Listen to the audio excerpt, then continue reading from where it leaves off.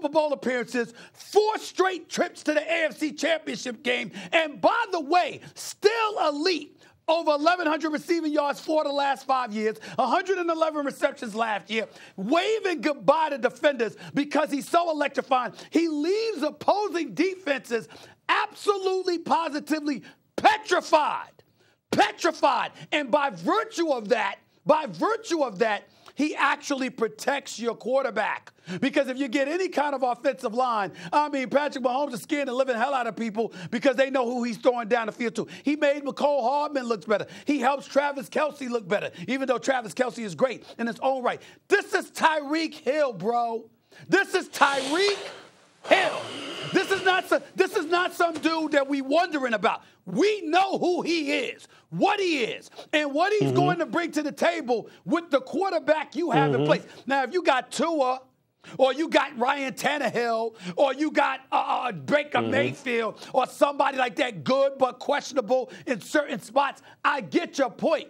But knowing about the greatness of Patrick Mahomes, how do you sit up there and his number one primary deep threat, not the number one weapon because that's Travis Kelce, but the number one primary deep threat in Tyreek Hill, how in the hell do you let him get away?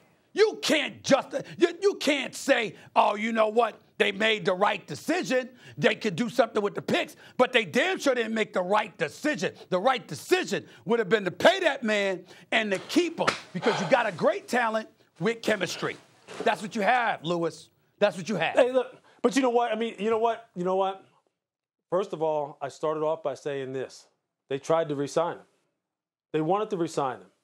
At some point, evidently not bad enough. From a management, okay, hold on. From a management perspective, at some point you have to draw a line in the sand and say, this is as far as we're willing to go, as far as what we're willing to go ahead and guarantee in terms of guaranteed dollars, structure of the contract, especially when balancing it against what else we need to do 2-3 years down the line from salary cap and cash perspective. These are the things that we are willing to do. And look, you think the Kansas City Chiefs don't know what they're missing? You think the Kansas City Chiefs don't know what they just let go? They drafted him. They developed him. They helped, provide the platform to him to become the cheetah. They know what they're missing. Patrick Mahomes knows what he's given up to. He knows what he's not going to have at his disposal. They know. He didn't give it up. They also know. He didn't give it up. They also know this. You're right. He didn't. Who? Patrick? You're right. He didn't make the decision. Patrick Mahomes. But you mean to tell me, me sitting here right now, you think that in some way, shape, or form, Patrick Mahomes wasn't aware of what was happening and that this may be something that he may have to contend with down the road? I bet you he wasn't happy about it. Quarterback. I bet you he wasn't happy about it. Maybe he wasn't. You trying to tell me? Maybe he wasn't. Maybe okay, he that's wasn't, what I'm saying. Not, so don't think that he's aware that that's it. He wasn't happy. This is the business. This is the business. Okay, it's not always pretty. You can't always keep everybody. It doesn't always work out the way that we want.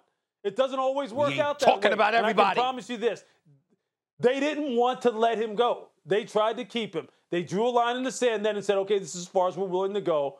We're going to take our draft capital, 2 1s, 2 2s, 2 3s, 2 4s, and multiple late round picks, more cash as far as in our budget now to go ahead and re-sign our own players and go after other players that come available in the salary cap space to try and keep some of our other critical players at critical positions, and we're going to have to hit. We're going to have to hit on these draft picks just like we hit on him. Just like we hit on McCole. Really? Just like we hit on Patrick. Please. I mean, we're going to have to hit. That's the thinking. I'm just telling you. That's the thinking. What's the reality? What's the reality? Hey, I could think a lot of things. I could think, hey, guess what? Don't know yet. I could think I'm going to look as good. Hold it. Hold on. I could think I'm going to look as good as Louis Riddick if I go bald. I could think that I could go to Hair Club for Men and the afro is going to shine. Okay, I could think a lot of damn things. But what the hell is the reality? I don't know the reality, damn it. I mean, come on. The 3 safety nets, it's supposed to be Tyreek Hill, Travis Kelce, and Patrick Mahomes.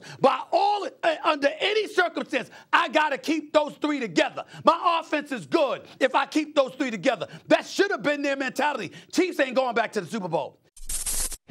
Thanks for watching ESPN on YouTube. For live streaming sports and premium content, subscribe to ESPN+.